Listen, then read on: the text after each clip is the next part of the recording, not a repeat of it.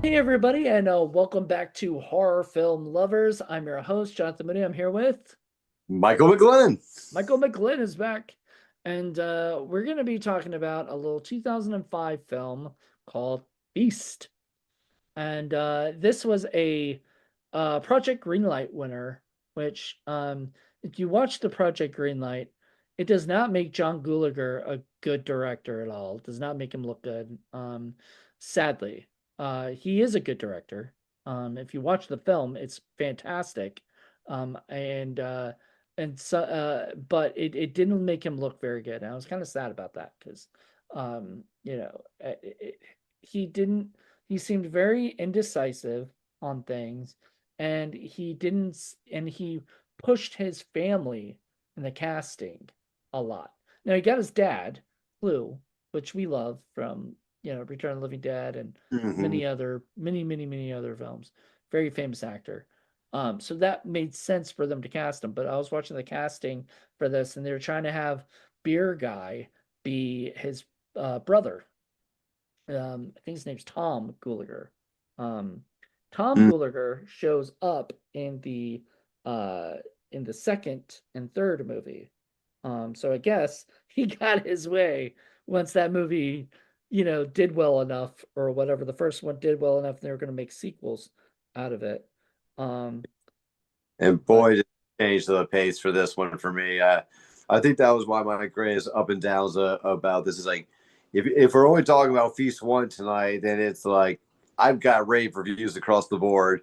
If we want to talk about the trilogy, that rave review starts to kind of have a little sway a little. Like I still enjoyed it a lot, but I there haven't are. seen the second or third one, so I can't Oh, you comment haven't? on it. No, Oh, I just haven't yet. I just honestly, I'm not.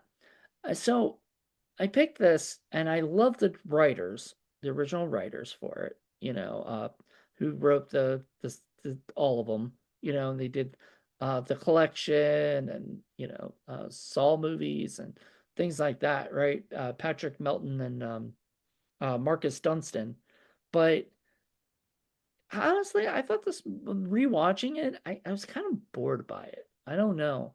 Maybe it goes back to I just don't like movies set in one location. I just don't. I feel like I need more, you know, and it just wasn't enough for me. So oh, I wasn't as big of a fan as I remembered it. Oh, I mean, I think one an argument you could probably make too is that if you have so much intensity going on all the time without like some good breaks in between, it tends to take away from those intense moments because they're starting to become the norm of what you're seeing. And I kind of feel like Feast kind of does definitely tips his toe in that water. Like it's got some really awesome creature feature effects. It's got some really awesome creature feature kills in here, but it's like there are times where it just keeps being one thing after Mm, another, after another, after mm. another, where you're like, all right, all right, all right. Like Just you know, and get it's it some done. really good moments. But it's almost like if you could find ways to make little breaks in between those and give people a moment to sigh and catch their breath a little bit before you do that next gruesome one, because otherwise it's one long continuous strand at times. It feels like, and I mean, like overall, I did enjoy it. And even with the whole trilogy, is like part two was great. I know you haven't watched them yet, part two and three, it literally they all take off right after another. Like where part one ends, part two starts, and Right. part two, where part two ends, part three starts. Second one, like if you watch it, it has that exact same tone. It's like a continuation of the creature feature. They just move to the next town over, kind of thing. Um, but it's still a good one. Like, and they add a little bit more to the character spice, and everything. You learn a little bit more about the lead character, like and stuff, and why some people really don't care for him, um, Right. as well. And then even with the third one, you got that a lot. And then they did something in the last. Yeah, probably the last, I guess, like 5-10 minutes of the movie that it makes you just go, the fuck? Was that in the third one you said? Yep. Yeah. Okay, so they ended on a what the fuck. All right. Yeah, Interesting. I mean, and I'm not sure it's a good one. I kind of guess it depends on who you are. Like, if you're someone who really enjoyed from start to finish what Midnight Meat Train was, Hmm. then you probably did like this ending. If you were more like how I was with Midnight Meat Train, I was a lot happier with what I thought was the story than what the twist of Veil was. You Hmm. know, I would have been happier. And Feast 3 falls in that same category. I wish you would have kept that veiled twist out at the end of part 3. If you had Hmm. done that, I think I would have absolutely loved the series. It would have been a great gruesome creature feature trilogy. Like if you're hanging out with your buddies and stuff, you just want some good like gory eye candy to watch, like just people getting ripped to shreds, and, like heads being smashed in and all crazy chaotic things like that. Then it's a good fun time just to have some good visual eye candy, like while you're hanging out with like the pals or something. Um, Right. but I mean, I, I think, well, first of all, like once again, I'm not a big fan of movies that take place in one location. It's a thing for me. I don't. There are movies that do it that I like, but most of the time, I want to feel like there's a world, and I think Feast 2 does that a little bit more. I think it takes it out of the bar element and brings it into something else. yeah, like instead of being secluded to one bar, it's now been more secluded to like in a whole entire like town. Like like Yeah. it's still one of those kind of desert kind of towns and stuff. But there's definitely more roaming room, like and there's more going on there and stuff. You got banks that they're trying to wiggle in through, and convenience stores, and they have to go on roofs and scale over roofs to get to different buildings and stuff. There's like and there's some fun new actual fun elements like they definitely decided to go a little fun and crazy. Like, they kind of start dipping more in that comedy route. Like, because in the first one, there is a little comedy in there, but it's kind of like serious comedy. Well, they were told um to scale back on the comedy. Um so in the Project Greenlight episode that I watched, one of them, like the guy said, they said they were asking John Gulager what his tone was going to be for the film, and he couldn't give them an answer, which was the problem, which was that's a big problem.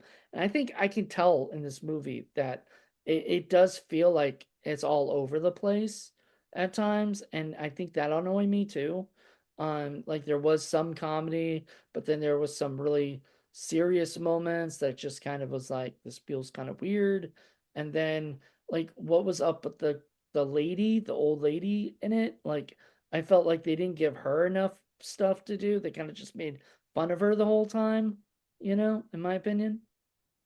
Well, I mean, I think part of it is that she was supposed to just be that old drunken bar slut, like that Well, and I get it, but like, you know, in a movie like this, then it feels very like pointless, to have like I think everybody in those things, whether or not they survive or die, they should have a point. Like, I can't remember everybody's name, so I know there was uh I'm gonna have to look it up right now because But I mean, in uh some ways, they kind of did throw a little comedy element on her because, like you said, everyone was making fun of her for being like drunk and yeah. stupid, all that stuff, and yet almost all the ones that were calling her drunk and stupid, she ended up outliving. What she do? She just went to one of the fridges and just hid in there and just said, "You know what? I'm just gonna chill." Hmm. And honestly, if timing worked a little differently, if she maybe stayed in there a little while longer, like I think she probably could have even walked away from the whole thing. I think it was just a little bit of a timing issue. She had a pin perfect idea and plan. It's just she came out of the egg a little too soon. Well, no, her character was Grandma, right? That was the name. I guess I don't remember what her name was. Well, if it's Eileen Ryan who played Grandma, she unfortunately died Yeah, a she was couple also years ago. about Mary. She was her roommate. She was whose roommate? Mary's roommate, and there's something Oh about Mary. no, I thought Lynn Shay was. Oh, Glitch, yeah, yeah, no, you're right. No, but she was in this lady was in some big stuff. She was Hmm. in Eight-Legged Freaks. Oh, that's Um the one I'm thinking of. Yeah, because she was the receptionist who was always smoking. okay. So yeah, she was in wow, she's been in a bunch of stuff. A lot of movies in like the 60s and Oh yeah, stuff. she dates back to like the Cloris Leachman eras and stuff, and stuff. Like like I said, it's kind of one of those sad things too when you kind of think about it. There were a lot of great female comedies, comedies back then that just kind of. Madeline Kahn, Cloris Leachman. I mean, Oh yeah. a lot of them worked with Mel Brooks, because and Gene Wilder and stuff like wonderful. Um, so the main girl was Heroine, played by Navi Rawat. Um, she was known for being in like the OC. She was also in Numbers, the one that has the three for E, and the show Oh, Numbers. oh, is that Uh, the one that has Jim Carrey in it? no, no, no, no. That's number No, number three. no number 27 or something Oh no. like that. Something like that. But no, numbers that has a three for the E. So it's like numbers. And it's a TV show that starred Rob Morrow and David Krumholtz. Hmm. And then she was also in a House of Sand and Fog and a bunch of other stuff. So she had so that was another thing in the Project Greenlight casting stuff, right?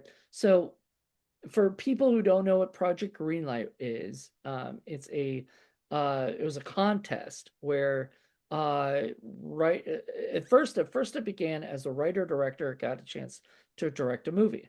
Then the second season they tried to switch it up so they had a writer and a director, right? And they ended up having uh was it two directors and one writer. This time they had two writers and one director.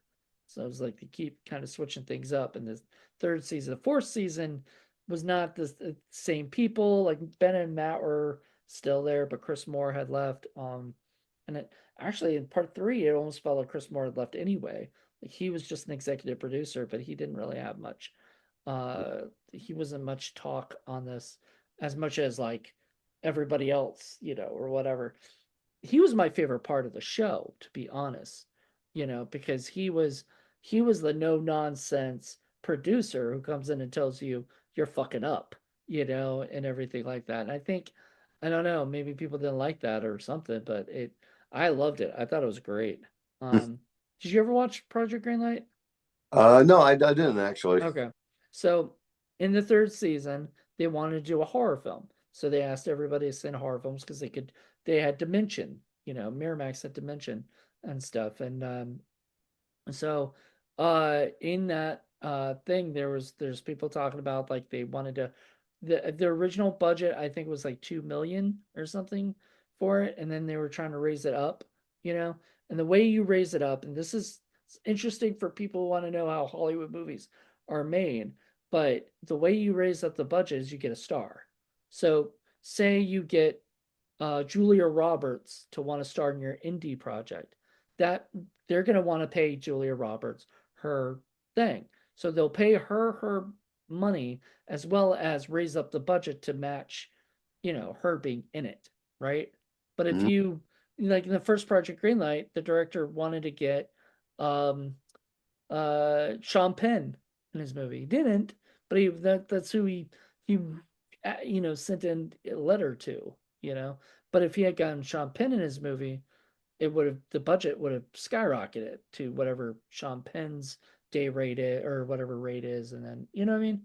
So they wanted big names and the casting. So in the casting of this movie, John Gulager wanted all of his family members, wanted his brother to play a part, wanted his father, wanted his best friend, wanted like all these people, and he would not push like when they kept saying beer guy, he was like, my brother is gonna be the beer guy. And they're like, no, we need to still try to cast him, right? Because there might be somebody better, or whatever fits it better.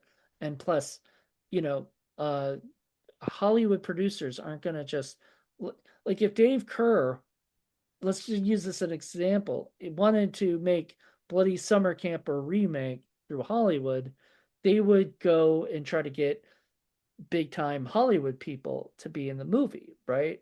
So you're looking at, Danielle Harris or people who have a huge name value. He might be able to get one or two people from his crew as cast, but it's most likely not going to get, you know, everybody, that he has, you and he would probably get because he'd be like, he's a, he's gonna come whether or not you like it or not. But like, they would say, "Oh, well, I'm sorry, this person can't play the part. Felissa Rose can play the part because she has a name." You know what I mean? Like they would be like that. And they would say, but you need to get, cast bigger people. In this movie, we have Jason Mewes as a character. We had what's the Balthasar Getty, you know, Judah Friedlander played Beer Guy. I fucking love that guy. Like I've loved him before Feast, before I ever saw Feast. It's kind of funny you mentioned Jason Mewes too, because he was actually on our list of potentials for Play Summer Camp too. Nice. Well, Yeah, maybe Bloody Summer Camp 3. yeah, yeah. You never know. I mean, Well, I would love that actually because he is one of the nicest guys. I felt like a really creepy person when I talked to him because I know too much about the View Askew world. I'm a huge I talked to Vincent Pereira, who's like, worked with Kevin, like in the Quick Stop, and he was the View Askew historian, or he is the View Askew historian. So like he knows so much, like he could tell me little things. And after this, I can tell you a couple things he told me recently that I did not know. That I'm like, that's awesome knowledge that I can't repeat on here because not that I would get him in trouble, but like he kind of told me this stuff in confidence. So no, I hear you. I choose not to say anything. But Jason Mewes, I came up to him at a convention. It was like the Tidewater Comic Con, and he was there, and I was so excited because like I saw him in a stand-up comedy, but I never actually said hello to him or whatever. He was on the phone with his wife, and he was like, "Oh, it's my wife's birthday today," and I was like, "Oh, cool. I'm glad that." And I said something about Jordan, which is his wife, and I don't know the guy. Like he's just met me. And apparently I'm already like talking about his wife in the first name basis. And I'm Uh, like thinking, God, I probably seem really, really creepy. Like I know this information that I should probably not know, like as a normal person, like a normal person that comes up to Jason Mewes, you know, doesn't know this shit, and stuff. So it was sort of funny and kind of weird, and I was like, oh man. And I've met Kevin a couple times, and so like I met Brian O'Halloran, Marilyn Gigalotti, Jeff Anderson, uh, so you know, he's harder to like he might come to like one of those Comic Cons sometimes, but he's harder to get because he does not like playing Randall. So he doesn't do this stuff a lot. He has a real job in real life and all this stuff. Like acting is not what he set out to do. yeah. Um, It's kind of like I did this, just to kind of fill in, especially at the beginning, like for like just fill in for like a friend. I never wanted this to be like a career. right.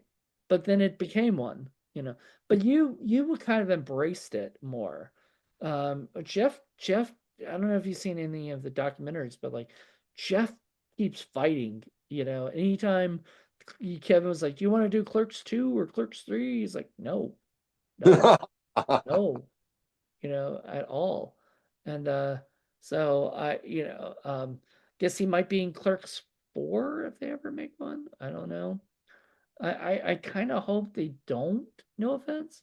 They Like, kind of left it on like a good, well, I don't want to say a good ending. I mean, actually, I was kind of disappointed by the ending, but yeah, I mean, like it definitely took a different turn than I was expecting. I mean, it's like it was kind of like one of those like heartfelt, like kind of sad ones, but kind of like, but still had a little bit of a good ending to the end of it, or like you could almost argue a little bit too. Um, but it was just, when you go from that kind of comedy to what you saw in part two to that kind of movie, is like you gotta like emotionally change those gears with those films, because it definitely, it's definitely a different ride, between them. Like, first one I thought was more of that, like, a more of that mental, like, like intellectual kind of humor.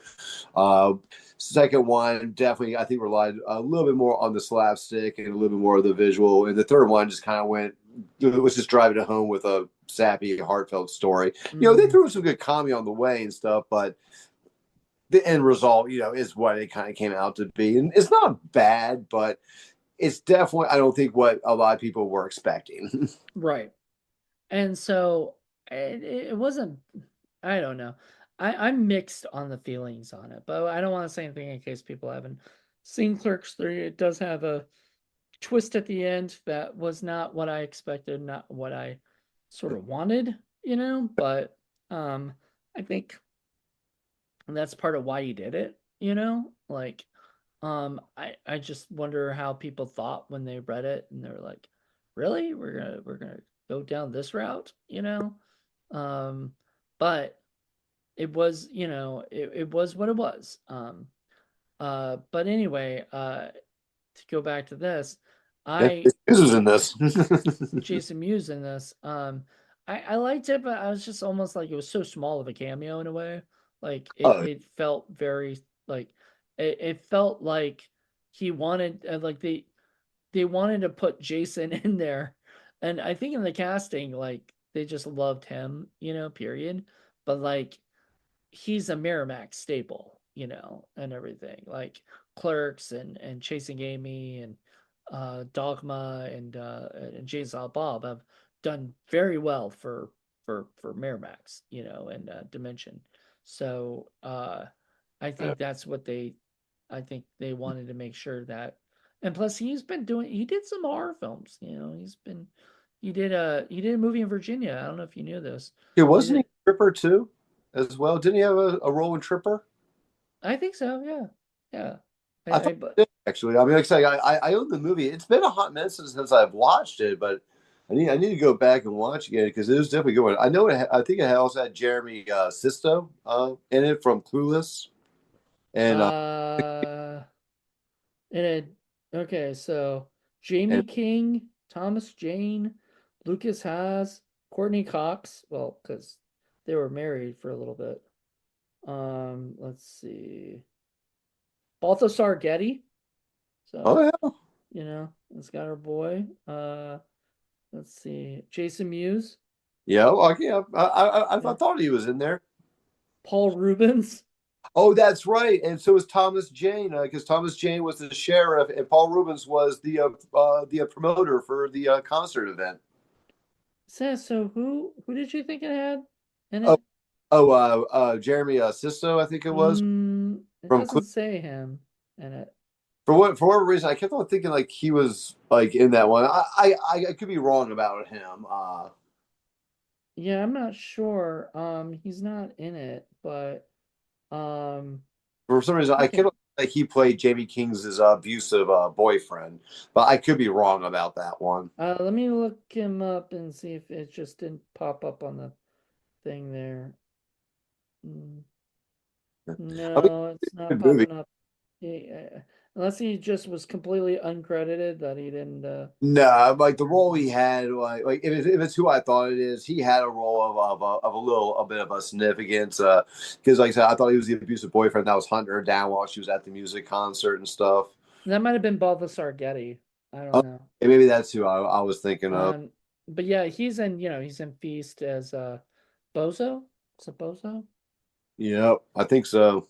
Yeah, I didn't like all the name. Like I get it. It was sort of like a gimmicky thing, in a way, but I just didn't like the names. Like I'm sorry, I want names. I don't want like the character descriptions, basically.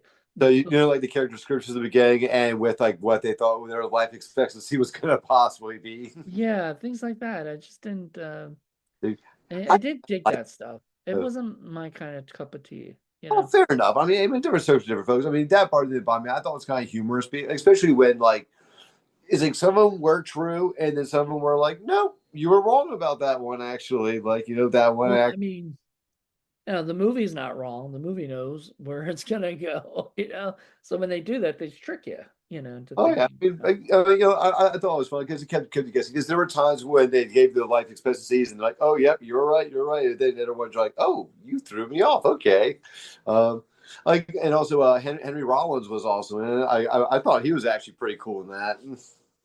and was he in Feast? Oh yeah, Who was he in yeah. Feast? Oh, he was the motivational speaker. Oh, that's right. That's right. That's right. Oh my goodness. Uh, All right. wearing Yeah. the pink sweatpants because his got ripped off.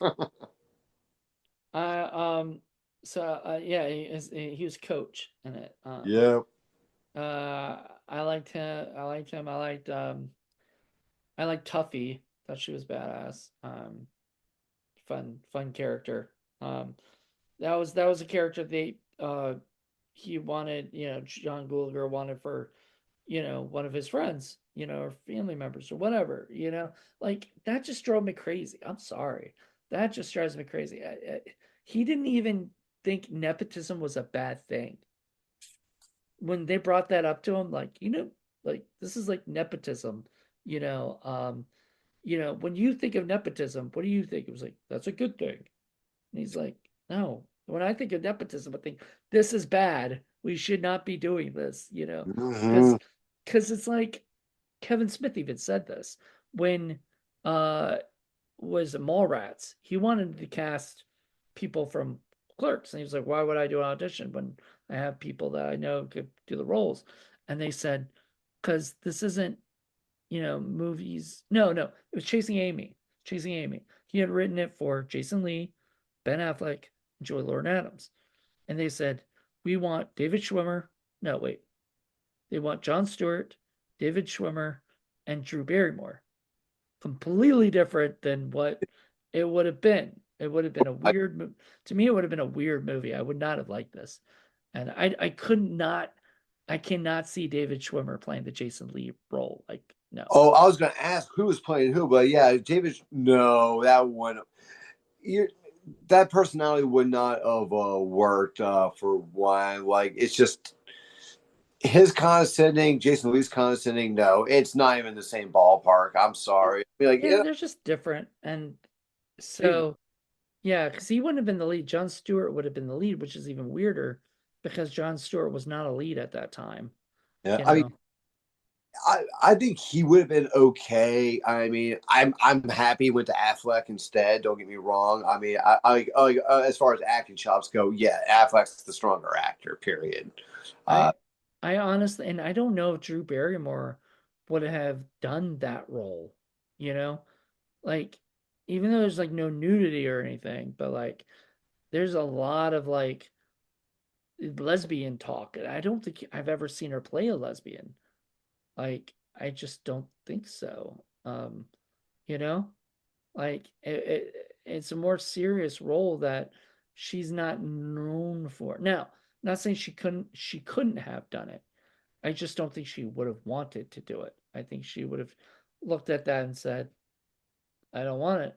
But he said to I think it was Harvey or somebody that like, you know, but I want to, but these are my friends that I want to put in. It was like, this isn't show friends, this is show business and stuff.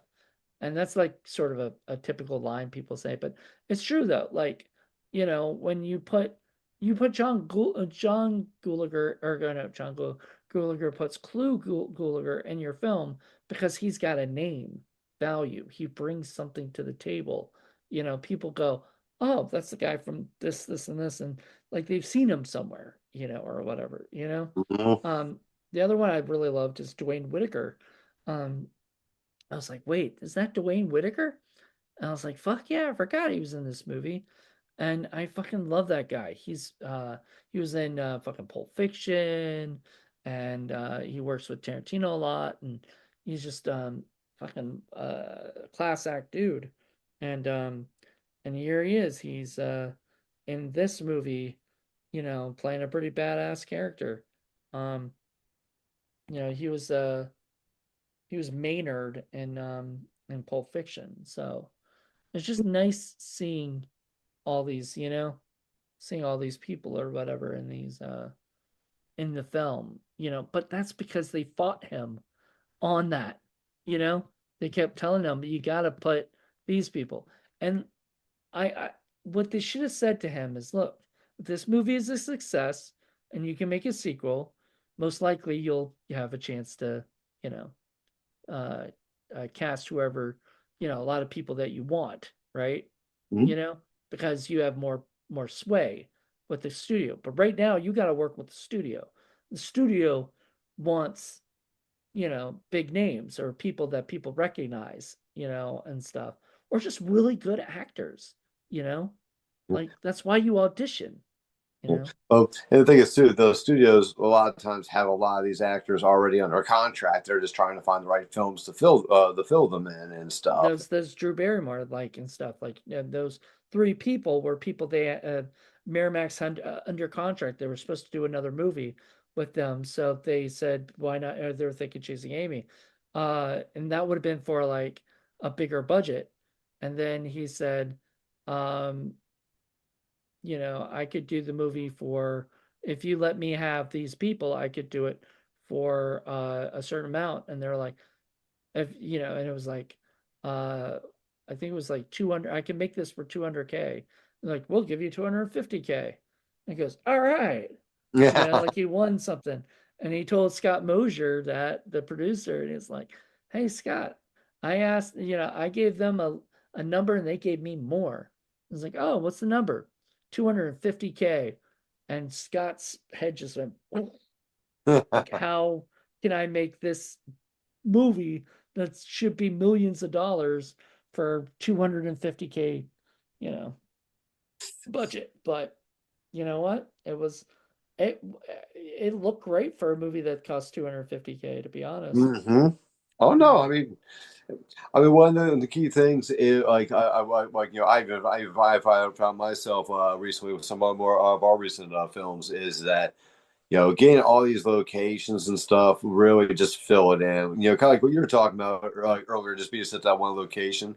You give out, well, you show there's a whole world out there that it's all connected to and stuff. It adds that extra layer of realism that a lot of films don't always do. I mean, now some just actually just straight up call for it, like that one sci-fi movie, Cube, for example. I love Cube. I think it's a phenomenal movie. But it's pretty much it's based all inside of Death Trap Rubik's Cube for everybody, mm-hmm. and that's that. But Uh, I like that just sounds like something I would hate. Like, oh yeah, like I mean it's one of those ones like I said, because they actually bring out real questions. One of the fun things they do about it is and the best part was it's never really fully answered in the first one. It is in later ones, but it's is it aliens? Is it the government? What is it and stuff, and just seeing people turning on each other when the times get tough, showing the even I'm the big strong guys, but when they go and gets tough, I'm actually quite weak, and stuff it really. I just thought it showed layers of the human element going insane and also trying to stay alive. exactly. You know who went up for the role of hero? Ooh. Eric Dane got it, right? Mm-hmm. The role of hero was first offered to Mark Wahlberg, who turned it down. I get that, probably money. It was probably a money thing of like, Oh yeah, especially also, at the time. I think he was on a bit of a pretty high upswing during that time. I mean, I don't think he was at the pinnacle height yet, like of like Ted yet, but right. uh, but he was getting into a lot of action movies and a lot, and I think he also did quite a few comedies with like people like Will Ferrell and some other people. So he was already starting to become that household name. He wasn't top tier yet, but he I was mean, enough along to where I could see why he probably passed on this. Boogie Nights was the movie that did it for him, I think. Like, That was a good movie. I mean, I own that one too. Honestly, it's one of my favorite ones that has Burt Reynolds in it too. I thought yeah, Burt Reynolds was phenomenal in that film. Burt Reynolds hated it. you know. I don't know why he was so good. I think he just didn't like the porn aspect of stuff, you know, like which is the movie, I you know. know. So like I get it, but like it's just I don't think that was his. I think he fought being in it for a long time, and then I don't know what money or whatever it was that made him do it. I mean, P.T. Anderson is probably one of my favorites of directors who sort of. I mean, Magnolia is maybe a little bit too long, but there's like points in it that I love, you know? Like I Mhm. love Tom Cruise in that movie. I'm like, that is the use of Tom Cruise because my friend John Ward loves Tom Cruise. That's his favorite actor of all time. And he loves the Mission Impossible movies. I fucking hate them. They're the same movie to me every single time. I'm like, how many times? It's like that. There's a joke in a Ben. You ever seen the Ben Stiller show? There's a TV show called the Ben Stiller Show back in the day, and they had Die Hard 12, Die Hungry, or something like that, right? And it was Die Hard in a supermarket, and it was like Ben Stiller was playing John McClane, who's just going shopping at the grocery mart, and all of a sudden terrorists take over the grocery mart, and then it says at one point because it's a trailer, it goes, "How many times can?" Or no, he looks at the camera, and goes, "How many times can the same thing happen to the same guy?" Right? And then or something like that, and then it goes money, right? Like that's why the same thing happens to the same guy, or whatever. And it was just so funny. But like that's the truth. Like, you know, um uh why, Mark Wahlberg is one of those actors who I think he has had a collective he has a different career. He's done different movies over and over again. You can't really say what necessarily is a Mark Wahlberg movie, right? Is it an action movie? Is it a comedy? Is it an action comedy? Like, what is it? Oh, He's a versatile actor. He does whatever, moves him. oh yeah, no, and I completely agree. He made himself very diverse, which is very smart. Like it's a very smart move to make and stuff. Mhm. I mean, because I mean, you got ones like Danielle like Harris, for example. I mean, Danielle Harris was always known for the horrors, even though she has done other things that are outside of horror. Like she was in Roseanne, and she was also in The Last Boy Scout Mhm. and stuff. And Don't Tell Mom the Babysitter's Dead, And which I don't told her was my favorite movie that she's ever been in, have, to her face, so that's my favorite movie. And she goes, mine too, you know, which I think she says that about every, if somebody said Last Boy Scout, she'd say mine too, because that's just one of those sweet things that people say not to be rude, and not to disparage, or disagree with a fan, and interestingly enough, the first time I met her, she let me have she had a DVD that she signed, right? That was at her table. It was for blood something or whatever. And I forgot what it was exactly. But I asked her, I said, "Oh, how much are you selling for that?" She goes, "Actually, somebody else already claimed it, but if they're not back by the end of the day before I leave, I'll sell it to you." Right? So I was like, "Sure, okay." So I thought I'd come back and it'd be gone, Come back, it's still there. So I gave her the money, got the movie, got it signed, or it was signed. So I got to have that movie. I forgot it was a good movie. It's a ghost movie kind of thing. oh, okay. Um, but she was a fantastic person. Like I love her. Oh yeah, Um, no, I've met her a few times too. Like no, no, she's always been really nice and really pleasant too.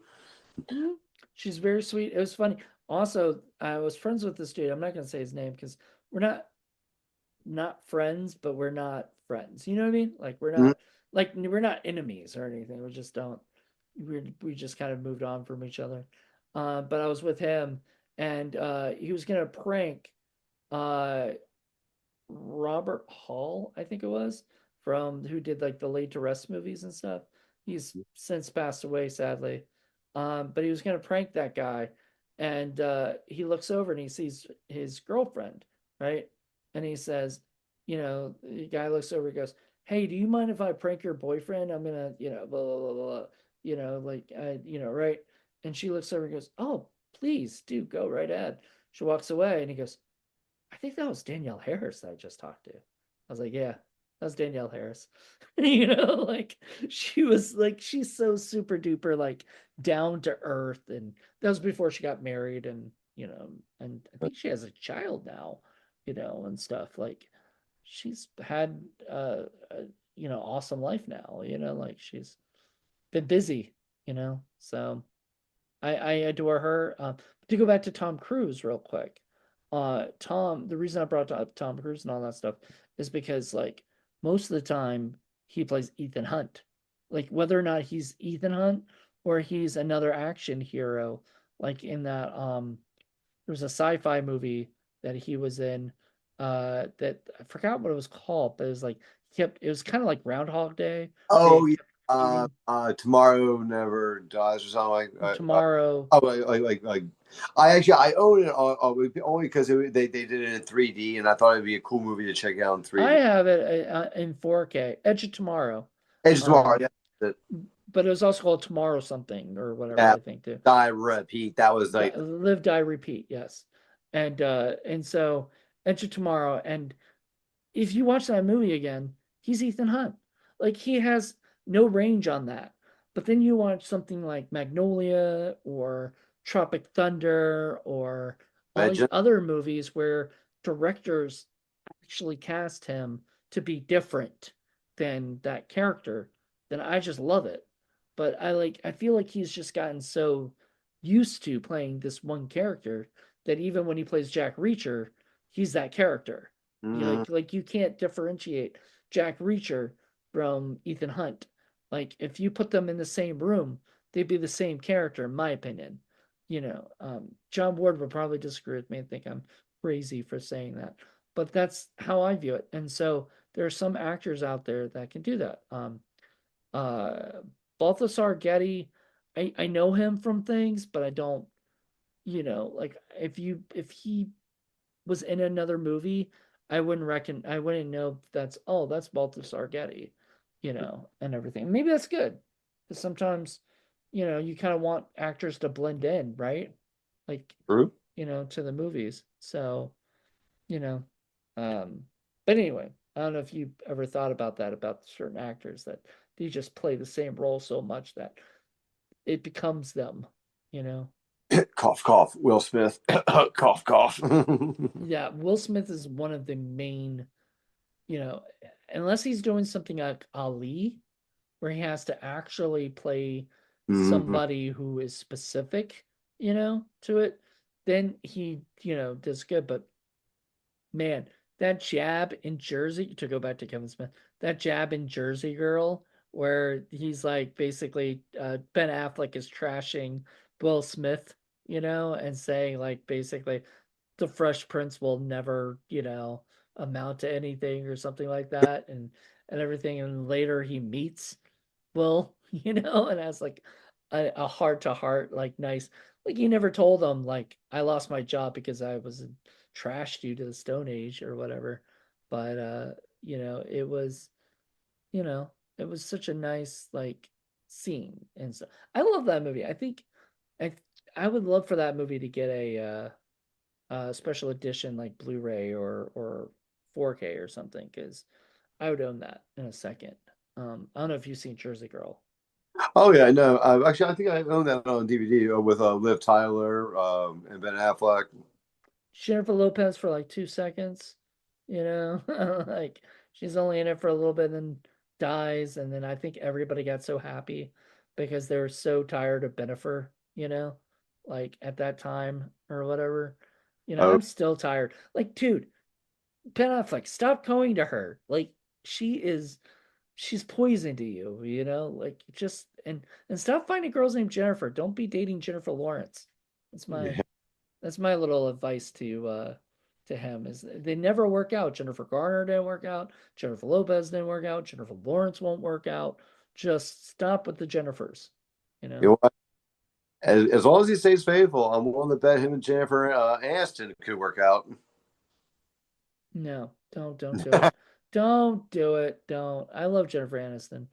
And I love Ben Affleck, but like separately. Like, I don't know.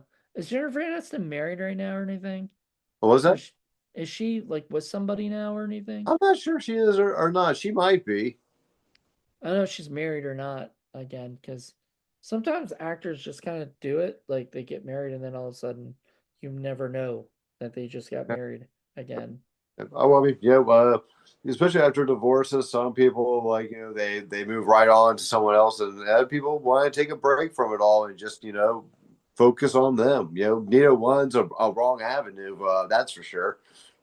So she was with Brad Pitt for 5 years, and then, or almost 5 years, and then she was with Justin Theroux for only 3 years. You know, so Jesus, you know, um, I don't know who she'd go to next. She seems like a really sweet person. I don't know through interviews and other things I've seen of her. I'd like to meet her someday, of course. I'd probably I got all like I think I told you the story before, but like Sam Raimi, I got really so excited to meet, and he's only one of the one people that actually made me nervous going and standing in line, like I could not focus on anything because all I could think about was what am I gonna say? What am I gonna do? Am I gonna trip in front of him? Like, am I gonna embarrass myself? And man, so I told him like he's one of my inspirations, and he looked at me and goes, "You're very sweet. Thank you." I was like, "Oh, he's very sweet." That made me just like smile because he uses sweet. I like that word. Not a lot of guys use the word sweet, you know, and everything. Girls use that. So, but anyway, I love Sam Raimi. I think he's like literally one of. Good I direct. think him and Kevin Smith are my like idols, completely. And then Kevin Williamson, Quentin Tarantino, and a few others for writing that I love. Used to be Joss Whedon, but no, I don't know. The more I hear about him, the more I'm just like, nah, I I'm mean, okay. he definitely had a good heyday at one point. I'm not going to take that away from the man. There was a time where that man was running gold after gold, but Oh, he was, and I will never not not watch his stuff. I still watch Buffy, you know, um, but and I watch Firefly and I watch all the stuff he does. Like I'll and, still watch anything he does. I think I just sort of lost respect for him, like as a person.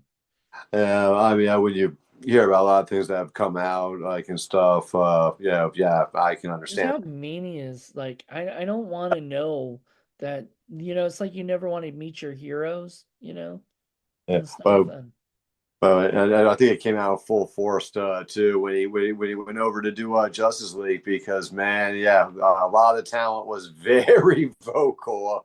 Like I mean, I remember for Gail Gadot, like even Patty Jenkins apparently stepped in and told him, "You need to back down now from her," and stuff. And I like know Ray Fisher, how who played Cyborg, he had a lot of issues with him. He straight up said, "I will not come back if he is at the helm." yeah. He's yeah, eh, and then I've heard like James Marsters said something about when he went to play Spike in Buffy, he was only supposed to be like 1 or 2 episodes, and that was it. He was done. But every audience in the studio loved him so much that they kept asking Joss to keep writing it, and that fear infuriated Joss because he didn't want it the Spike show. Like, he didn't create Spike to be like that.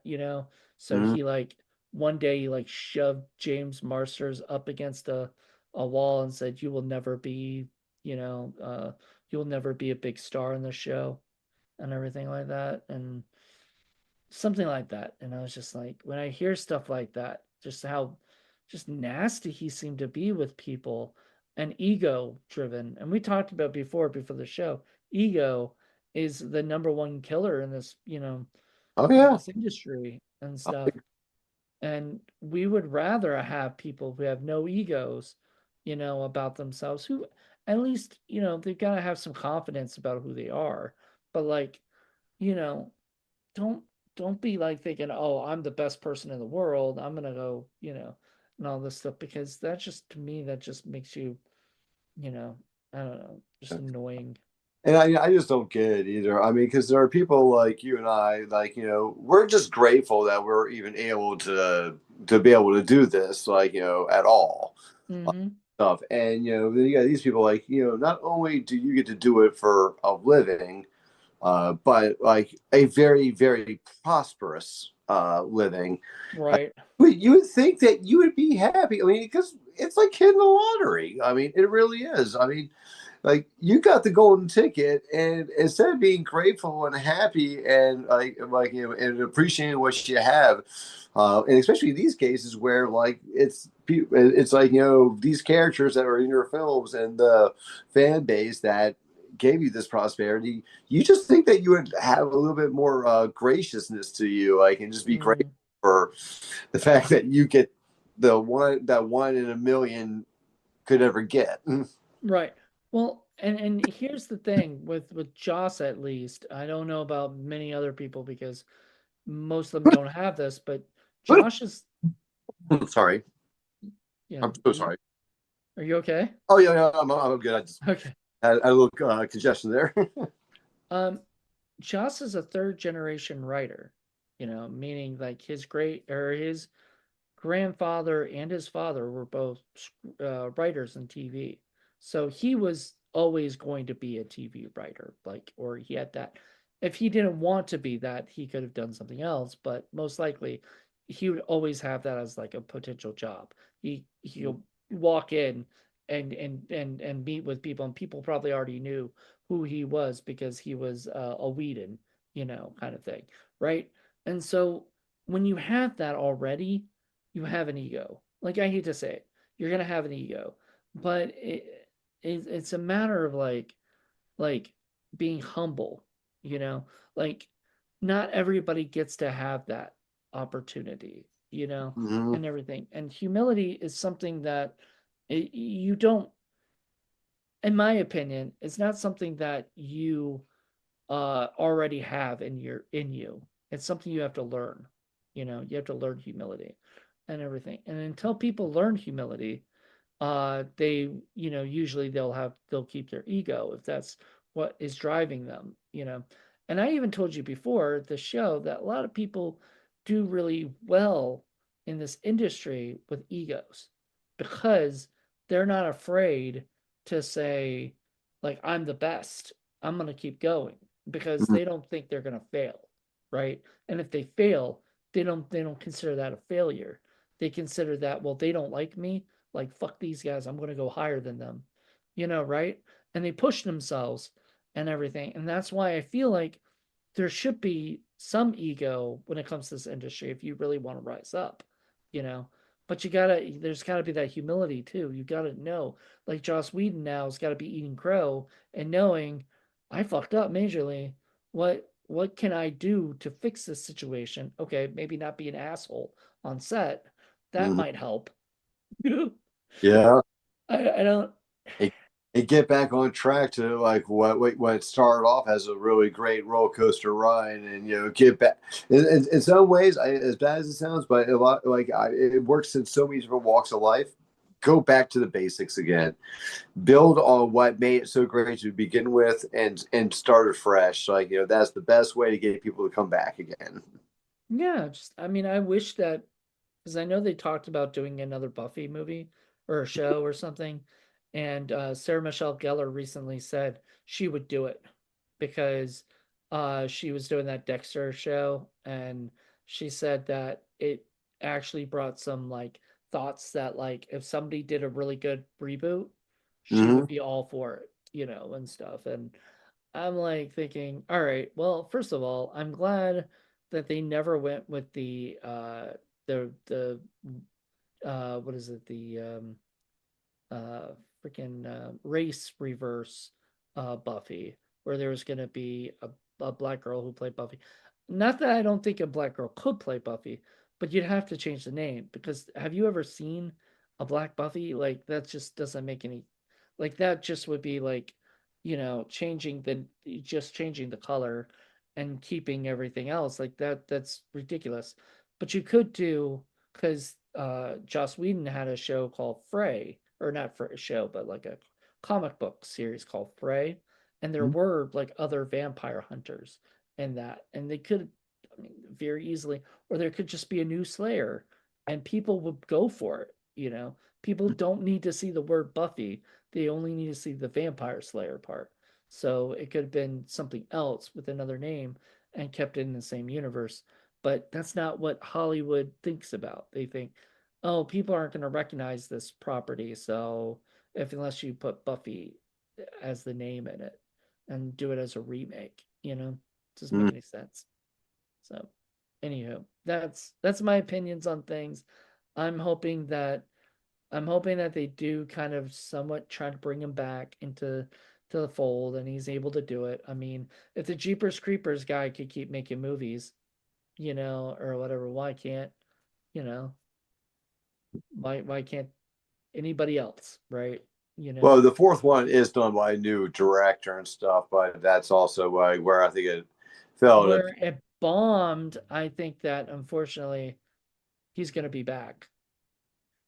Uh, I mean, I know he sold the rights to Jeepers Creepers off, so if it gets under the right studio, I mean, and they get the right creeper, because that was also their problem. They didn't get the same creeper back. It wasn't Jonathan Beck like it was for the first Why three. not? Again, money? Was the money? No, I've actually talked to Jonathan about it, and Jonathan says he has no idea why they never reached out to him. But he said they never reached out to him, and he said that I would have done it in a heartbeat, because like he loves it, because even he said like he was torn about the movies himself, because he said that, like, because obviously I condemn the acts of what the director did, but on the same note, though, these movie franchise gave me an opportunity that otherwise I'd still be digging around trying to find that first sweet gig. And, this movie is kind of what has got my career off the ground. And so Well, my opinion is the first Jeepers Creepers is amazing. oh God, yeah, no, it really, It's great. And the fact that it's about adults, who are dealing with this creeper thing, they're not teenage boys or teenage whatever. You know what I mean? Like, why, what I mean? Like, I just feel like the second one really ruins my like feelings for the stuff, but I can watch the first one and feel okay, because this feels like he understood, that like I need to make a movie after Powder, like, yeah, and Powder was about a high school kid, and there's a lot of crap with that. There's I, some there's some plane stuff happening eh, and above me, and I don't like it at all. There's some weird shit happening right now. Uh, huh. I hope there's. This sounds terrible, but I hope there's not like an attack, because now my TV screen's doing something weird that it hasn't been doing. It's like messing up a little bit. So I'm like, and I'm hearing plane, like a bunch of planes over my head. So and stuff. So I don't know. Ugh. Just freaks me out after all the stuff that's going on with California and stuff. I just get freaked out that like I don't want the world to like be on fire happening, like, bad things happening, and so. Sorry, that was so random, but Oh no, it's all good, man. freaked me out for a second. I heard those planes. I was like, okay, nothing. Like planes go above my head all the time, but then there was more than there seems to be a lot of them. So, uh, all right. Anyway, moving on. Um, so yeah, what? So the things I loved about Feast, we'll close up pretty soon because it's approaching that past that hour mark. But the one thing that I loved about Feast was that the the hero guy gets killed pretty quickly. Like that was the joke. He's there to save everybody, then he gets eaten. And then we introduce heroin. heroine, not heroine, but heroine, Huh. and she takes over, and everything like that. But she's basically the woman version of Hero, like like she's telling them the same things that she's aggressive like he is. She's basically the same character. I thought that was great. Oh I yeah. thought that was the best part of the movie. Like, And you if actually it, believe that this is your new lead, like this is the one who's gonna take it over. yeah, And when you first watch it, yeah, I already like because I already seen it before. I remembered that as that thing. It's very memorable that that happens because not many movies would do that, you know. no, So it definitely threw a lot of people off. I knew it definitely threw me off the first time I watched because I thought for sure, I was like, all right, well that was the twist. We thought it was the guy, but it's actually his wife that's going to be like the like. Oh no, I stand corrected. No, it's not her either. No, is it? it's not her either, no. So which is great because for a long time you're thinking, okay, now she's the hero. When I explained it to somebody, they thought like Psycho, like where you thought Janet Leigh was the killer or not killer, the final girl, and then it turns out to be her sister at the end because Janet Leigh for the first half is the main character, and then she dies. And the oh, spoiler alert, because if you haven't seen Psycho, it's been a few years, so that's your fault. But at the end is where Janet Leigh dies, and then her sister takes over and stuff, and it's about her now and everything.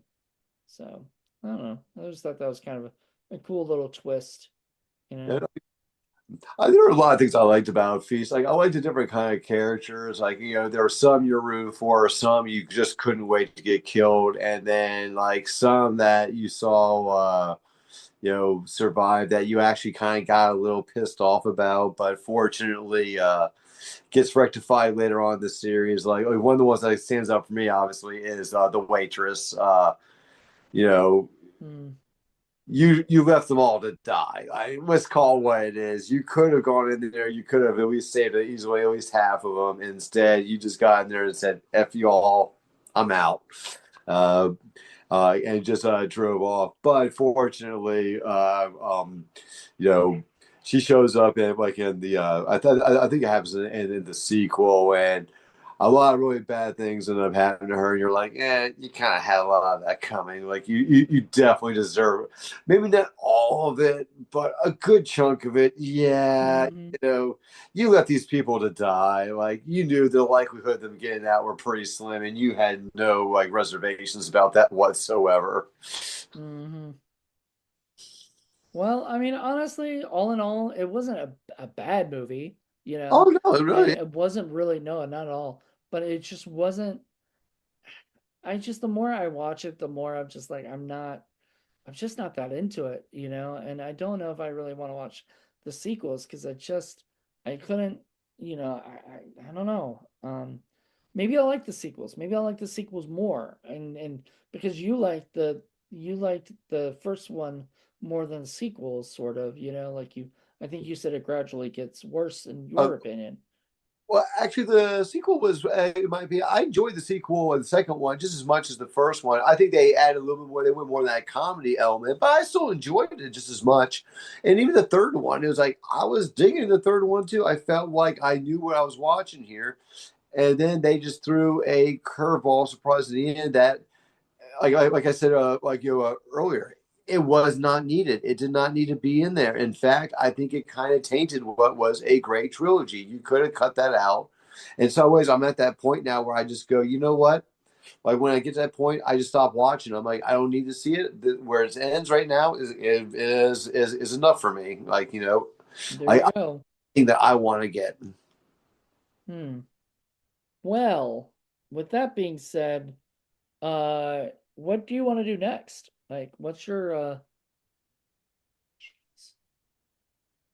Huh. You know, I actually been having an inkling to go back to watch this one. Um, I'm actually open to either one, to be honest with you, too. So, like, if you want to chime in on this one, but you probably know there's a new Wolfman movie coming out. right? Um, I absolutely love werewolf movies. They're some of my absolute favorites. Me too. They're my favorites as well. Yeah.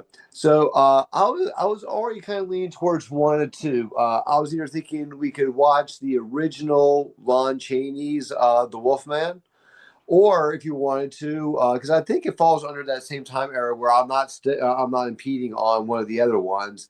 But I think Anthony Hopkins and Benito del Toro's uh, Wolfman.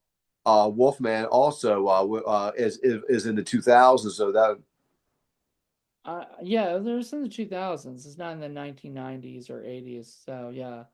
Those are the only caveats because we got the, the other podcasts and stuff, and I don't want to, I don't want to take from away from the 80s and oh 90s oh ones, no but no absolutely.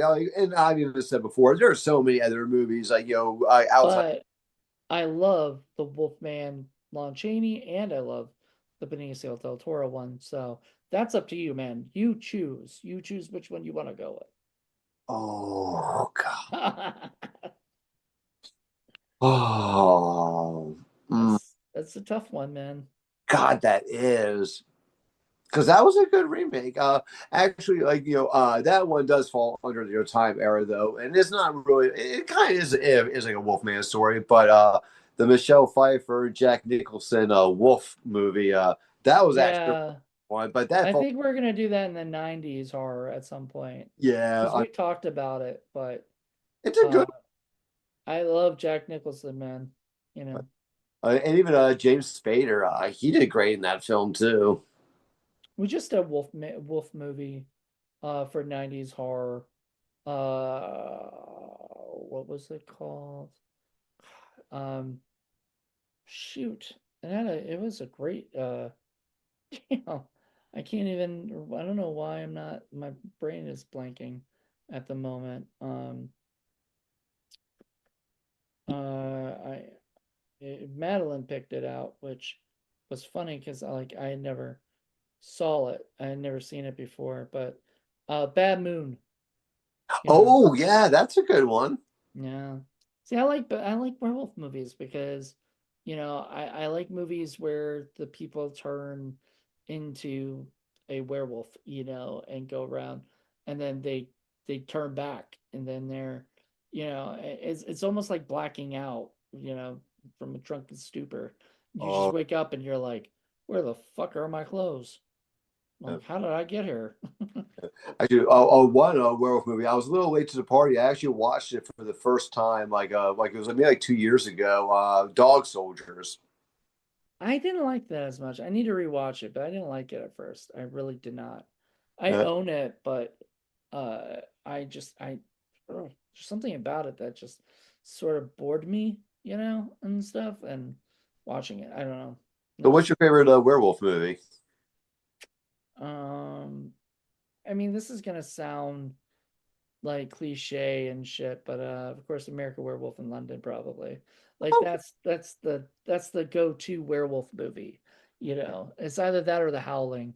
And I love both of them, but you know, um, I think I like American Werewolf in London more, you know. excellent. Hey, I know that's definitely an awesome choice. I think I'd actually have to go with they're doing me wrong. I love Howling. I love to pieces. And I love American Werewolf and London. I even like the sequel, American Werewolf in Paris. I even like that one. No. Oh, you did. You okay. Oh, um, I think I'd have to go with Silver Bullet, with Corey Haim and Gary Busey. Yeah, it's been a while since I saw that Yeah. one. It was a good one. I mean, like it was actually one of Stephen King's better film adaptions. Like I thought too, and actually it ended up being one of his more gorier of films. Because a lot of Stephen King films lack that gore factor and stuff in a lot of them, and Silver Bullet really did not hold back on that one. You got some good gore kills in that one. So I wrote best werewolf movies on Google to see what what they wrote. First one up is Teen Wolf. Oh, Really? for freak's sake! I mean, it's a good film, but I mean, I'm talking No, like werewolf at its core, not like rear werewolf horror films, which I mean, so Teen Wolf was first, then The Howling, then American Werewolf in London, then The Wolf Man, the original Lon Chaney one, Dog Soldiers, an American Werewolf in Paris, Cursed. Remember that one? The Oh getting yeah, with Williamson. Christina Ricci. Yeah, Underworld, which, Oh, that was actually a good one. I mean, but but it's not like there. It's more about the vampire than it's about the. I yeah, mean, it's the it's war between them, I action guess. kind of thing. I mean, yeah, they're using vampires and werewolves, but it's kind of more like it's kind of like what Aliens to Alien is. Right. Then Bad Moon, and then Company of Wolves. I've never seen that one. Yeah. Who did that star? Angela Lansbury as Granny, Sarah Mm. Patterson. That's a 1980s movie, so maybe I could do that for 80s horror films at some point. Van Helsing, Silver Bullet, Ginger Snaps 2. I don't know why that's before Ginger Snaps Movies 1. got those. Yeah, I like the first one, and then each one gets kind of worse after Yeah, that. And I think it's because they, first of all, they did not plan to make a sequel. no. Like the first one was supposed to be the only one. Then they made a sequel, and then they did the two sequels back to back, 2 and 3. I was just like, ugh. Um, Third one made no sense whatsoever. That was just ridiculous. Yeah, not my favorite. Um, Wolfen, that was a great one. We did that for horror film lovers, not horror film lovers. It's this. We did that for film freaks. You No. know, I don't know if you've seen that. That's a pretty good 80s 80s wolf movie with Albert Finney, Tom Noonan, Gregory Hines, and Edward James Olmos. It was a great cast. Um, Definitely a Gregory Hines fan. Wolf Girl, I've never heard of that. With Tim Curry and Victoria Sanchez and Grace Jones. Jesus. Okay. Why am What? I not Oh, hearing of these movies? no Dean Stockwell, American Werewolf in Washington. Is that a movie? Yeah, American Werewolf or maybe it might just be a Werewolf in Washington. But yeah, it stars Dean Stockwell, like from Quantum Leap, is actually the werewolf. No, sadly he's not. It's not on this list of the best ones. Honestly, like it was revered as like one of his lesser of films. Is that I mean, it kind of looks like something that Troma probably got its hands on like back in the day or something like that, like for their library. Matter of fact, I think it might have been a part of my Troma bank because I was surprised to see Dean Stockwell there. Because I wasn't a fan of his, I liked Quantum Leap a lot, and I thought he was always really entertaining. And I love him. yeah, oh, and also he did a mafia comedy movie in the early '90s with Matthew Modine and Michelle Pfeiffer called "Married to the Mob." Ah, yeah. Werewolf of London, Curse of the Werewolf, Brotherhood of the Wolf. I didn't know that was a werewolf movie. Hmm. Um, Werewolf Hunter, The Legend of Ramasanta. Um, Frankenstein meets the Wolfman, classic. Oh, that's such a classic. Waxwork. Um, Oh yeah. No, I mean, they one of the Waxworks exhibits was actually we're redoing the like a werewolf, a wolfman scene in the cabin.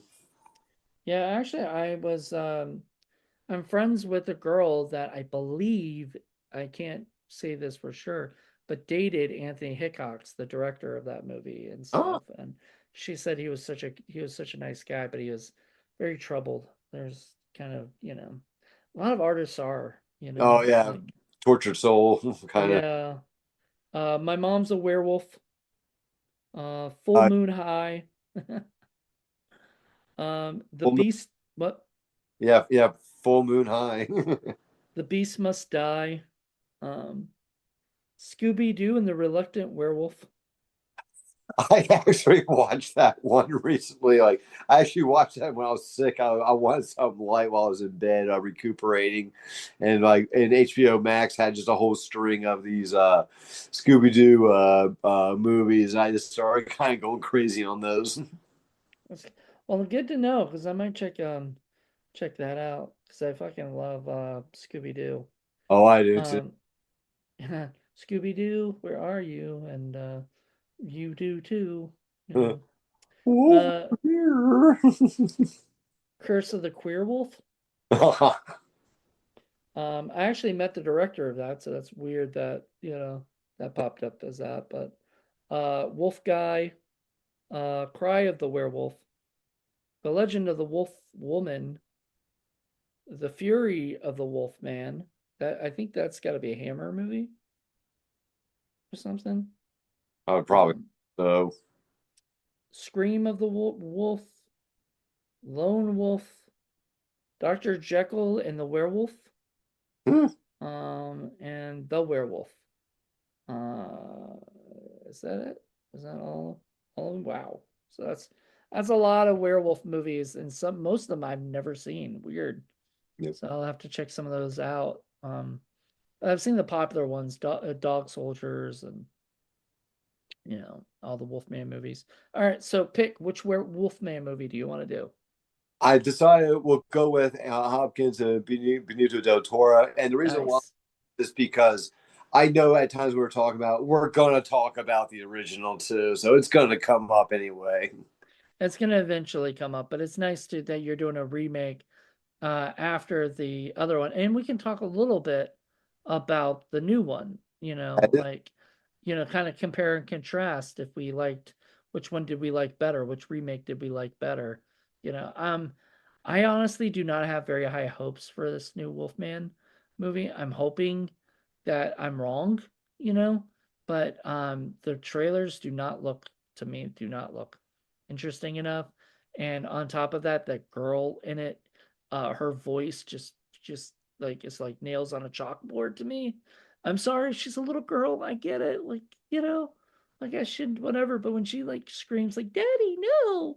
I just like the way she said it in the trailer just me chucks in the chalkboard or or nails on the chalkboard for me. Just Mhm. I don't know. And maybe I'm mean, maybe when I watch it I'll be different. We did get a movie Werewolves that just came out. Um that that came out in the theaters. I don't know if you saw that yet. Oh no, I haven't actually. Yeah, so Stephen C. Miller directed a movie that came to the theaters, and I was like, fuck.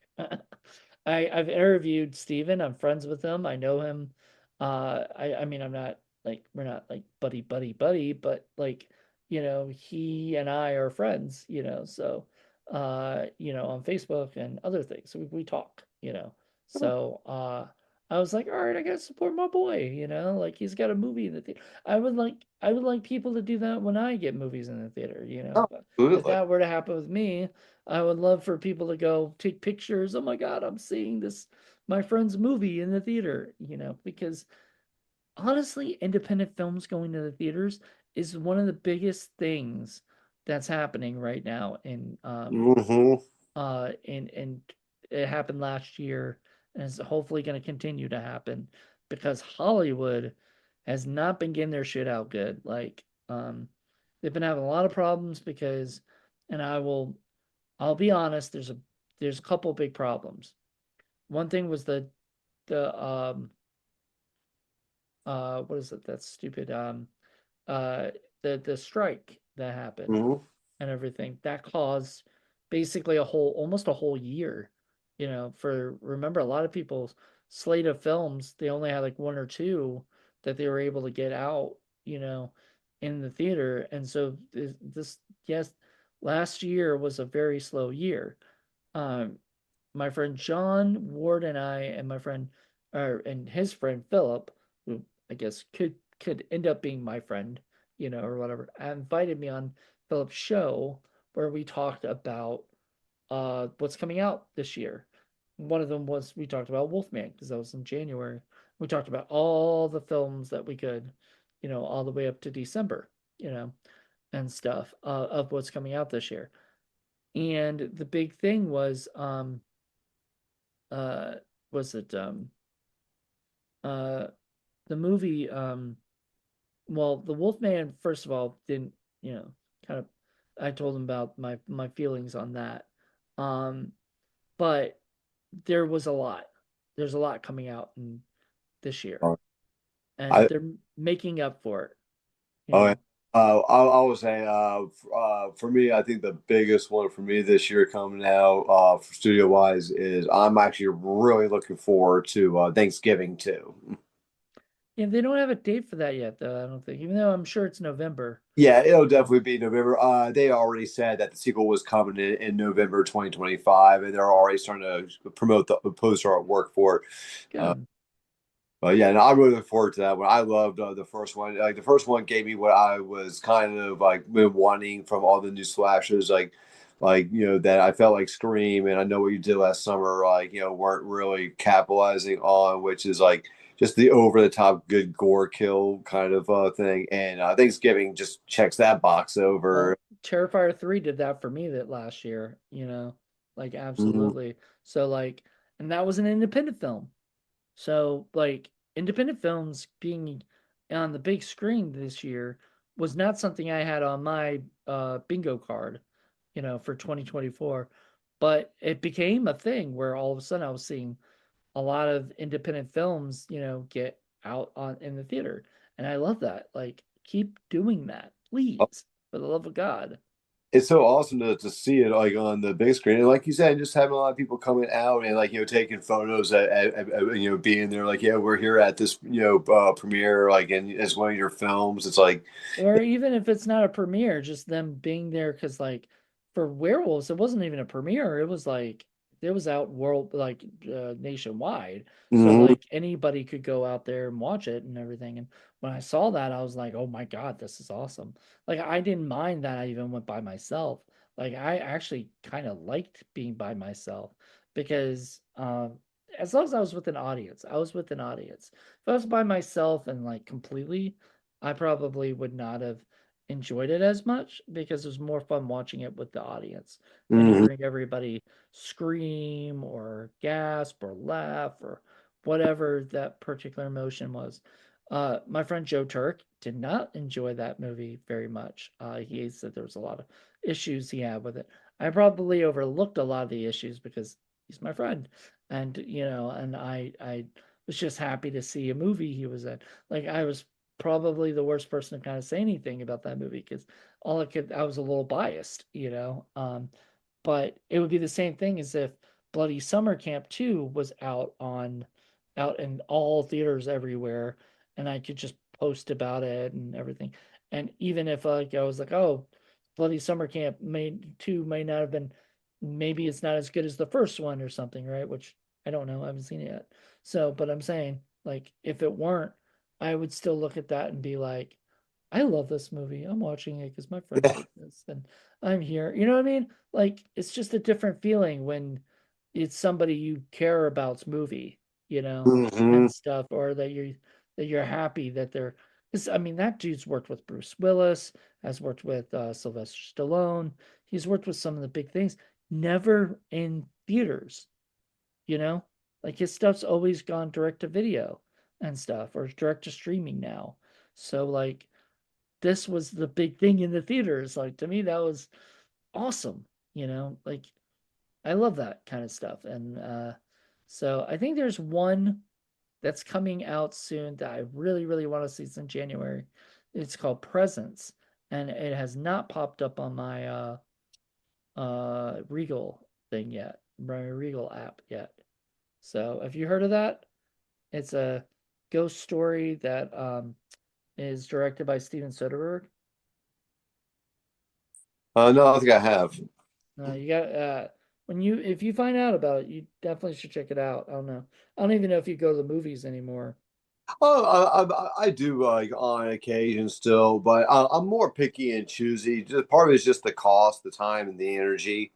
And especially when a lot of the films are going to be out just a couple months after it hits theaters anyway to one of your streaming sites that you're probably subscribed to. But Yeah. there are definitely some films that you're like, I gotta see on the big screen, like the Superman movie. When that comes out, I'm gonna go to the theater to see that because Superman is definitely a theater experience. You're gonna get big scales, you're gonna get big battles and stuff. So it'll be worth it.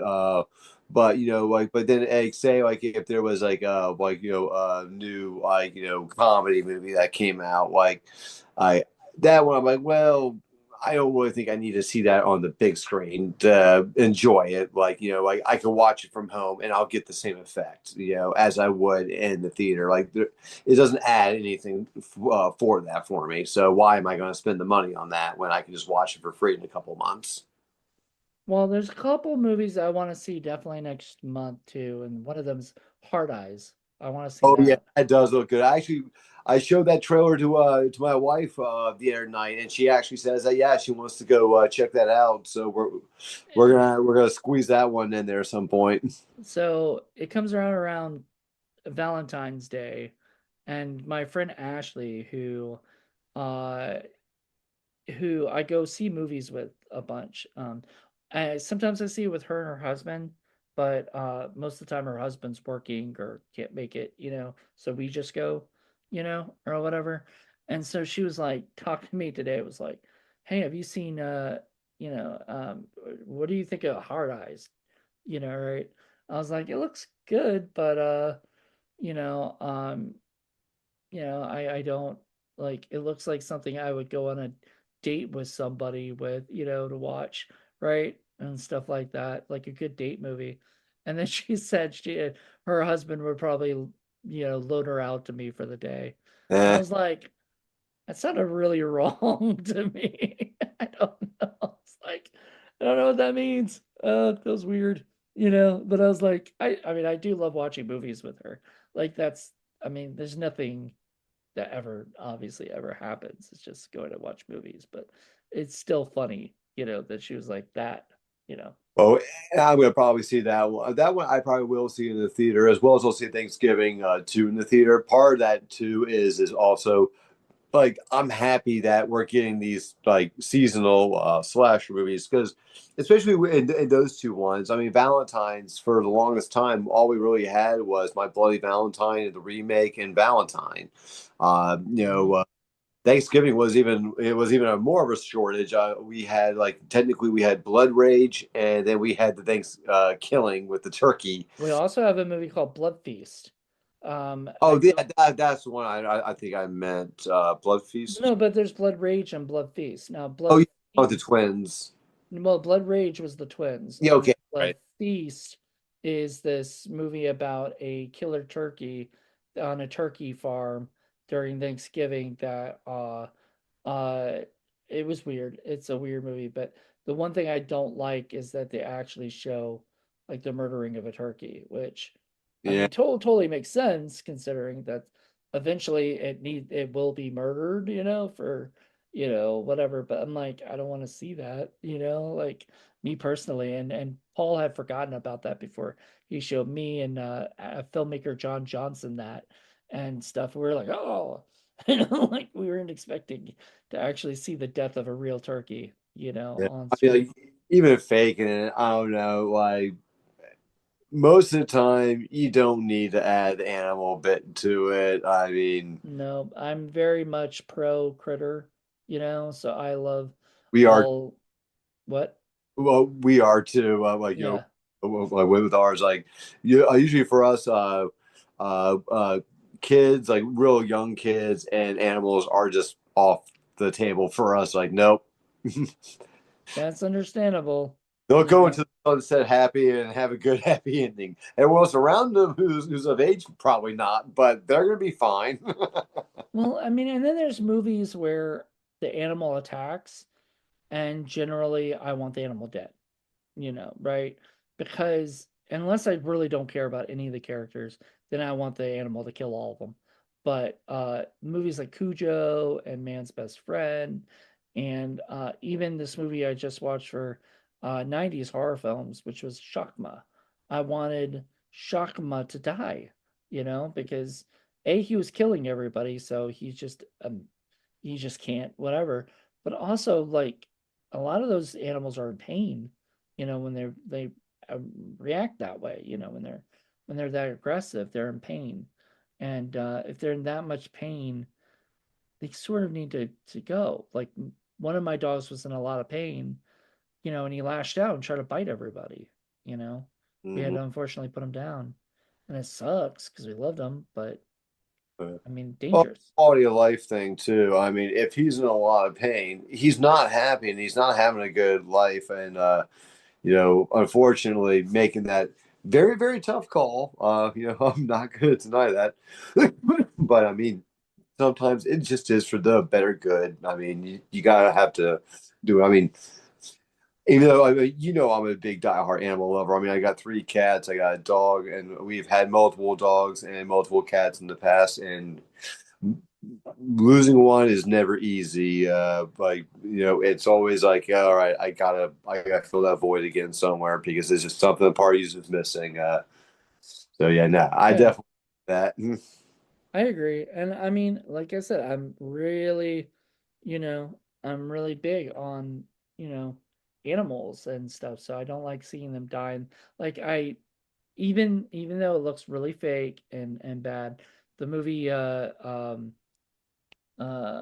Fear with Mark Wahlberg. Speaking of Mhm. Mark Wahlberg, where he puts the dog's head through you know, through the whatever the door thing, and stuff. You've seen that movie, right?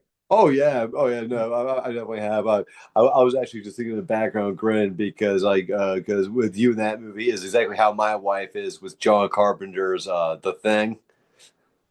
The Yeah, because thing, yeah. Husky I scene like she loves Husky, so she won't watch it. I totally get that. I don't really like it either. I don't especially when you try to kill the dog, or whatever. But to be honest, they're trying to kill the dog because the dog is possessed by, an alien, being. So, I mean, Well, I and then get it. Cage and it starts going after all their dogs. Yes, now that part, yeah, definitely. I Yeah, hate that yeah. scene No, too. my wife cannot watch. I mean, honestly, it's hard for me to watch a little bit too. I mean, but yeah, no, like her, she's like, I'm leaving the room, or just give me the controller. We're fast forwarding the scene. Um, totally. So, well, that about wraps it up. I mean, we talked about Feast a little bit. I We always kind of go on our little tangent. So, think we went anybody, off the beaten path a little more than normal on this one. I think there wasn't a lot to say. I mean, it was sort of a lot of the same thing happening over and over again to me, True. and stuff. A lot of it was, them them trying to fight the creatures would fight them for a while, then they'd yell at each other, then they come back and they fight the creature, then they yell at each other, and you know what I mean. And after a while I was just like, and just I don't know, like, all in all, I thought it was a pretty good movie for a low budget Hollywood movie, but in the same sense, I mean, it didn't do me what I remembered it doing me before. And so this is one of those cases, that rare cases, that I picked a movie that I didn't love as much as I remembered it, but that's fine. I still need to see the collection and the collector and all that stuff from them and those My wife writers. watched those. They were actually good. I did love Piranha 3DD though. The Oh, what's that was the a fun one. Yeah, I mean, I like the first Piranha 3D that the director of The Hills Have Eyes remake did. And then but I loved Piranha 3DD. I thought that was just off the wall stupidity and fun. Oh yeah, no, I pardon the pun. They went off on the deep end on that one. They're like, you know what? We actually had a little bit of groundness in the first one. Yeah, we're gonna take that little bit of ground. Just should chuck that out right out the window for the sequel. We're just gonna go balls to the wall, like just crazy, again. Although one thing I will say I loved about that one, like a lot, was God bless David Hasselhoff. I thought he was absolutely pure gold. And I always love any actor or actress that will play themselves like in a movie and have fun with it and Mm-hmm. and poke fun at themselves because that tells me you have a good sense of humor about yourself. You don't have one of those overly like bearing egos like don't you know who I am? I will not be disrespectful like that. They're like, oh my god, that'd be so fun for my character. And Well, and to go back to Tom Cruise, I don't think he has this big much of an ego about himself, but like, I think his agents do for sure. There was a South Park. So South Park had become a hit, and Tom Cruise wanted to be on the show. And usually people be like, Tom Cruise wants to be on my TV show, like, and do a voice. That's awesome. So they said, okay, he can play uh some kind of dog or whatever dog Oh, name is. oh, oh no, that was Clooney. No, Clooney ended up playing him, yeah. Yeah, yeah. But they wanted Tom Cruise for that role, for the Oh, horny dog. I And know. I was reached that for. he had no lines except like arf, or whatever. And they said to Tom Cruise, and Tom Cruise agent said, in no way ever will Tom Cruise play that role, right? And they go, and he said, well, too bad, he can't have the role then. You can't have a role then. And then George Clooney played that role. And then later they brought him back for the movie as a doctor, to make fun of ER a little bit.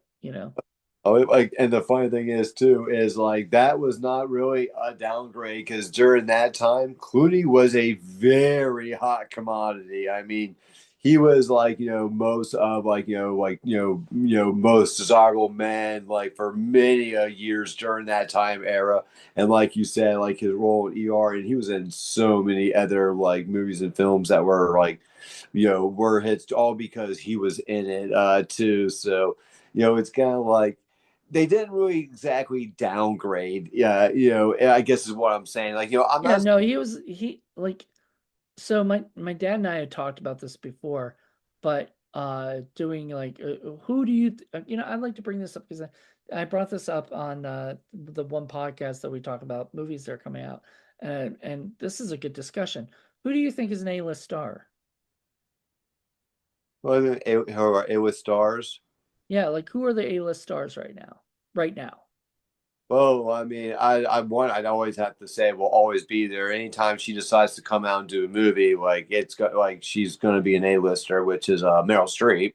Now, that's interesting because I read somewhere that she was viewed that way. Like she is an A-list star, according to some people, some things, but some people might disagree or something because she hasn't really done anything, major in a while, but you're right. It's like she's a name star. Like if you walk down the street and you You know said who she? Meryl Streep, people know who she is, Yeah, most likely. yeah, and I think that's a big part of it too. I mean, like, there's a lot of people I would say fall in that category. I mean, part of it is like, have you had a lot of hit series runs? Like, for example, like Harrison Ford, I would call an A-lister. I wouldn't, not anymore. I think he was an A-lister. He's now gone down to B. And the reason being is because he's never the lead anymore, really, other than Indiana. He got replaced in Indiana Jones. It's not even the lead of his own movie. In that movie, he got replaced by a woman in that in the new sequel and stuff. So, But I think part of that's also coming down to he's on his way to being I retired. I get that, but what I'm saying is because of that, I don't think he's the A-list person he used to be. Oh no, no. Um, Yeah, well, I mean, you can't say like I'm not saying he is, but but I don't think he's an A-list star now. You yeah. know, But when people look back over his career, I think they're going to look at him more as that he was looked at as an A-list actor. oh, Just he was for yeah, sure. yeah, because he was in so many hit series of But movies. I'm talking about now. Oh, Like well, like right now, well, that's a little trickier, I'd have to say. it is. It is I don't because think there's really too many big standouts of. I so want to call Kyvel an A-lister, like, and he's on the tip of it. who? Henry Kyvel. Oh yeah, yeah. No, Uh, he might be up there. Like he's on the tip of it. It's like if these projects stop screwing him around and let him actually do the movies the justice that he knows that they deserve to be he given. I think if you're Superman, you're like and you're most noticeable for playing Superman. That's like Oh, your big claim to fame. Oh, in Witcher, it's like when he got a lot of creative input on that one, the show was going great. When they're like, "No, we shut up. We don't want to do your ideas." Like, well, these aren't my ideas. This is actually what happened in the stories. Is what I'm trying to tell you. I'm trying to make this as accurate as possible. And they got rid of him. And then guess what? Ironically, that's when the show went belly up, and it became pretty mediocre at best. And that's nothing against Ian Helmsworth. He did a good job in the role, but it's like I just when you already had Kybell doing it, and Kybell just nailed it. I mean, like the voice, everything is like he was Grendel. I mean, he nailed it. I mean, Nice. like I said, Ian Hemsworth did a good job. It's just I mean, it's kind of like any actor trying to step into the role of like say like Freddie right now. Right. I feel bad for anyone because there's a lot of good ones. Like even the one who did it for the remake, Jackie Earl Haley. Fantastic actor. Yeah, he's a phenomenal actor, and actually even his voice and like his voice for Freddy, I thought was good and everything. It was just it was a bad makeup job, and and the story was horrendous. You completely took a 180 on his mythos, and you turned You him. just ruined it. Yeah, exactly. I mean, like everything that made him scary, like you kind of like eliminated, and Mm, made it like this, almost like this, like subconscious pedo like kind of story yeah. arc. Which Yeah, he was a child killer. He was never a child molester. exactly. That's not Um, what he was known for at all. And like I didn't like that angle. I thought it was horrible, and I felt bad because I agree with you. Jackie Earle Haley is a phenomenal actor. Matter of fact, like one of my top favorite comic book movies, like he was one of the stars in, and he was phenomenal in it, which was Watchmen. hmm. Him as Rorschach, he was phenomenal. I mean, I don't think there could have been a better person to play that role. I think he absolutely nailed it. But to go back to the idea of the things like my take was Tom Cruise, Brad Pitt, George Clooney, Ryan Reynolds, even, these are A-list names. But even Chris Hemsworth, um, Henry Cavill, if you were a superhero, in my opinion, you're an A-list star. Like if you were one of the big super is Chris Evans, Robert, Robert Downey Jr. Obviously, yes. Those people are, you know, I can't necessarily bring it up to like my dad doesn't know who they are, right? Like he doesn't follow the superhero stuff. He doesn't watch those, but most of the world does, and most of the world buys those kind of stuff, so they know this.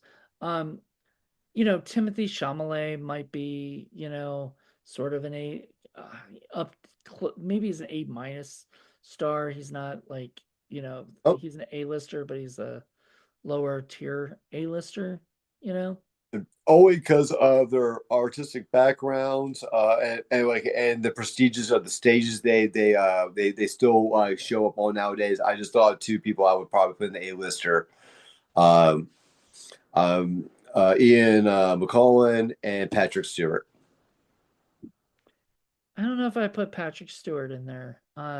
He's a TV star, who did film, was very big in film, but I don't know. I don't count him in I that. mean, well, that's why I said I'm also going for stage work too, like because a lot of these A-listers get a lot of their notoriety, and not always from the movies. Like Nathan Lane, for example.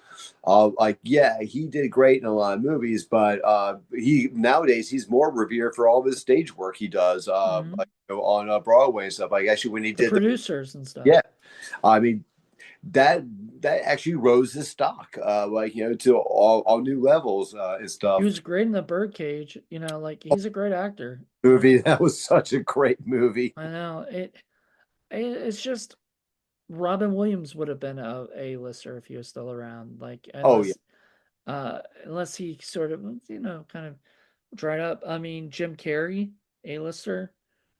Adam Sandler, I would say is an A-lister. I know my dad would disagree, but I'm like, you know how many pits he has? definitely. But the problem is his movies have taken drastic hits. Like he's nowhere near the draw that he used to be. Jim Carrey's the same way. Like Yeah, I like agree. like even though Sonic, he's so great as Dr. Robotnik, but like, and he even said like, I'd play that if they made a part four. And somebody said, oh, well, you said he'd be in a part four, and I'm like thinking, yeah, money, like Exactly. like why would he turn down a thing that he's so used to doing right now? Like I want him to go back to doing Ace Ventura and stuff, and you know what I mean? Like I want to see that again, you know.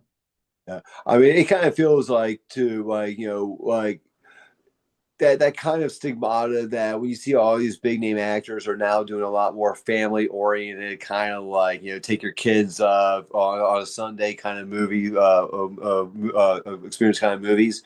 You're kind of looked at like, oh yeah, you're no longer on that high tier. You're now doing like more of those. Well, that It's, might it's, also it's, be a choice of his because he had did you remember when like the stuff with Kick-Ass 2 that happened? oh yeah, Yeah, so I think it's a choice of his. He's really to the point right now where he's tired of doing like action movies where there's a lot of blood and bullets and stuff, especially when there's school shootings every 2 minutes. yeah. Still. Oh, better on that one. It's not like he was there at the very beginning. Like he came in on the sequel. You could have watched the first movie or read, or even picked up one of the comic books, and you would have found out real quickly what kind of movie you were signing up for. Oh, he knew. He knew. And he just became a dick when it came down to the marketing, but he knew. He knew what he signed up for and he did it. He did the movie. And then when all of a sudden, it wasn't like he was complaining during the making of the movie. He complained after the making of the movie when all of a sudden people were attacking him because there was, school shootings and stuff and everything like that, which it, I mean, there were school shootings before he Mhm. did that. Like there's going to be school shootings sadly until there's no guns allowed. If there's ever no guns ever on this planet, that's the only time that there will be no school shootings. That's the sad thing. It's just because it's just some things that happen. Kids snap and do really effed up things, and a lot of it's bullying and whatnot. And Mhm. you know, um, I was bullied, but never would have resorted to that. But like, I didn't, I didn't have any kind of mental, triggers, mental health issues, and stuff. As far as I know, I don't think I did, so. All right, sorry about that. We had some technical difficulties and but we're back and we're gonna end this. We're gonna wrap this up right now. So this is gonna be ending. So thank you, Michael. We'll be back next month for a brand new episode where we'll be talking about the Wolfman, but the Benicio del Toro one. So I'm really excited about that. And we'll be telling you guys our thoughts on the new one too, because we'll both be going and seeing it for sure. Mhm. But until then, everybody, I hope you guys enjoyed this and let me know what you guys think. Till then, bye. Hi guys.